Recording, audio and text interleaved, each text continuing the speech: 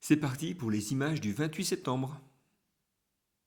Le Creusot s'incline 12 à 56 face à Clermont-Cournot d'Auvergne. Malgré deux essais marqués par Jean-Yves Saipélé avant la mi-temps et de Lenny Perrodin à la 56e, les Saône-et-Loiriens ont été largement dominés par une équipe auvergnate magnifique. Ris-Orangis l'emporte 25 à 17 face à Châlons. Malgré une pénalité encaissée dès l'entame, Châlons marque en premier dès la 8e minute par Baptiste Berthaud. Malgré le second essai de Robin Denay à la 45e, les Tangos s'inclinent à cause de leur indiscipline et 6 pénalités converties au pied par Hugo Joffre. Le PUC s'impose à domicile 27 à 13 face à Auxerre.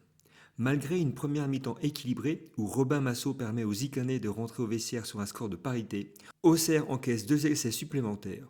A noter l'adresse face au perche du Parisien Simon Hartmann, ancien du Stade Dijonnais. Lons-le-Saunier s'impose 30 à 28 face à Foiron. Les Lédoniens croyaient avoir fait le break à la 70e minute avec cet essai de Kylian Marion. Mais il a fallu une dernière pénalité de Martin Galtier à la 70e pour délivrer les Jurassiens et battre une équipe iséroise accrocheuse. Saint-Claude s'impose 30 à 20 face à Villefranche-sur-Saône. Très belle victoire face à un ancien pensionnaire de Fédéral 1. Avec 3 essais à la clé, dont celui de Soel Boicaz à la 15e et l'exploit personnel de Sailosi Navoivou à la 34e minute de jeu. Louhans s'impose 38 à 34 face à Arbois. Match au scénario incroyable où les Saône-et-Loiriens étaient menés à la pause sur un score de 19 à 28.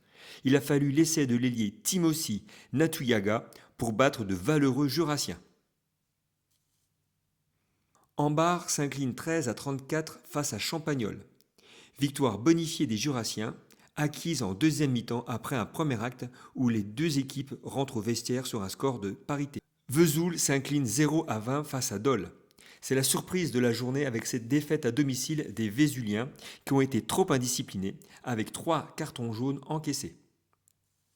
Besançon l'emporte 34 à 26 à Saint-Apollinaire. Match équilibré où les deux équipes se sont rendues coup sur coup. Mais il a fallu un essai de Lucas Farr à la 66e minute de jeu pour permettre aux doubistes d'asseoir leur victoire. Le 15 Charolais l'emporte largement 52 à 23 face à Chagny. Nette victoire des locaux dans un match indécis en première période avec un score de parité de 17 partout à la mi-temps. Mais 5 essais en deuxième période ont fait la différence.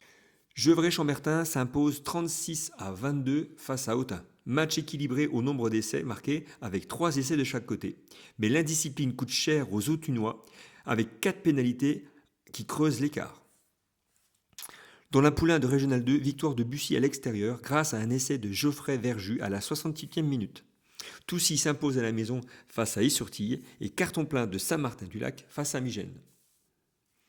Dans la poule 2 de Régional 2, 2 victoires à domicile pour Bourbon-Lancy et Tournu qui s'imposent respectivement face à Morteau et à Verdun-sur-le-Doubs. Enfin, carton à l'extérieur de Lure à Baume-les-Dames. Dans la poule 1 de Régional 3, une seule victoire à l'extérieur, mais pas des moindres, avec Ordon qui marque 64 points à Coulanges-sur-Yonne. Notez également la victoire à l'extérieur de Saulieu à Montbard. Dans la poule 2 de Régional 3, notez la victoire de Cluny au Pays Méchois, ainsi que le feu d'artifice de Moret. L'équipe du Haut-Jura s'est imposée à domicile à 99 points face à 14 face à Auxonne.